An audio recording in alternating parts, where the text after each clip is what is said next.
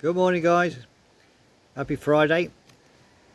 Now we're back to Adventures on the High Seas, and this is chapter 4 of The Adventures of Young Davy Toff, the little cabin boy who's joined a pirate ship from Portsmouth, England, and set sail for the high seas.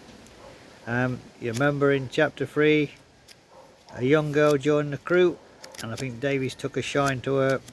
So let's read on in chapter 4, What the Sea Demands. A storm came without warning. Hope you can hear the wind rustling in the background, guys, mate, for added effects. The storm came without warning. One moment the Black Gull cut smoothly through the water. The next the sky darkened as if someone had thrown a blanket over the sun. Wind screamed through the rigging and waves rose like walls slamming the hull.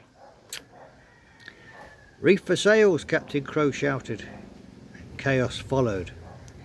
Davy scrambled up the slick deck, rain stinging his eyes. Eliza was already there, tying knots with practiced speed, her hair plastered to her face in the rain. "You know this ship?" Davy shouted over the wind. "I learned fast," she replied. "You trust me?" The mast cracked. A rope snapped loose, whipping the deck and knocking Davy off his feet. He slid forward the rails as the ship lurched violently. Before he could scream, strong hands grabbed his arm. Eliza. She held on with everything she had, boots skidding, knuckles white. "Don't let go," Davy yelled.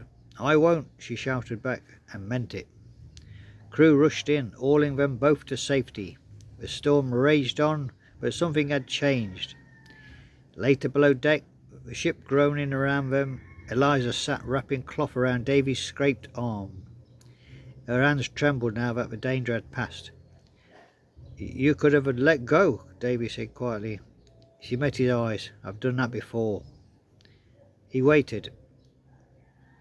"My father," she continued, voice low. "He chased a map like yours, trusted the wrong men. I jumped ship the night before. They killed him, and I promised myself never again." Davy swallowed hard. "Then why stay?" She looked away, then back at him. "Because you didn't lie, and because when the rope snapped, you didn't save yourself first." Thunder rolled above them. Davy reached into his coat and, after a moment's hesitation, pulled out a folded scrap of parchment, a copy of a map fragment traced by memory.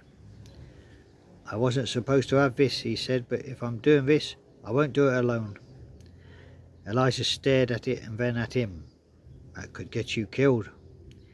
He nodded. "So could trusting anyone." She folded the parchment carefully and handed it back. "Then we guard each other," she said, "from the sea and from men." Above them, the storm began to ease. Captain Crow watched from the doorway, saying nothing, but a rare smile touched his face, because the sea had taken its due and left behind something rarer than gold: trust. So there you go, guys. That's chapter 4. Join me tomorrow for the adventures of young Davy Toff, chapter 5, The Island That Watched Back. I think they make landfall, and we'll see what happens when they hit the land, hit the beach. So there you go, guys. Get ready to throw the anchor overboard, and we're going to disembark and explore the island for buried treasure. So there you go, guys. I hope you like the neckerchief. It's my pirate neckerchief, just to add to the effects of a pirate story. Anyway, guys, hope you enjoyed that. The Adventures of Young Davy Toff. Just to recap, he was a little boy, barely 12 years old, standing in the Portsmouth Harbour, Portsmouth in England, standing in the harbour, and then Captain Elias Crow came behind him. He said, "Staring at the ship won't get you aboard, lad." And then he took him on as a cabin boy.